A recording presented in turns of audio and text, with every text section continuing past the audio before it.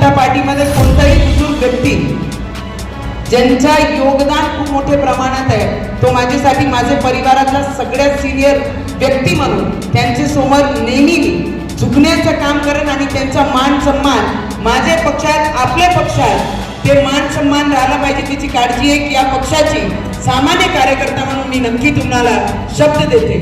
कारण की भाजपकडे दादांना की ज्या पद्धतीने दर्यापूर मतदारसंघामध्ये विधानसभेमध्ये जेव्हा ते आमदार होते त्यांनी जी कामं केली ते डोळ्यासमोर ठेवून येणाऱ्या भविष्यामध्ये जनतांना, कार्यकर्त्यांना, पदाधिकाऱ्यांना आमच्याकडनं काय अपेक्षित असतं. अब की बार 400 पार आज बीजेपीचे दर्यापूरमध्ये कार्यकर्ता संवाद बैठकीचं आयोजन केलं होतं. त्या बैठकीला बीजेपीचे अधिकृत उमेदवार नवनीतजी राणा ह्यासुद्धा उपस्थित होत्या.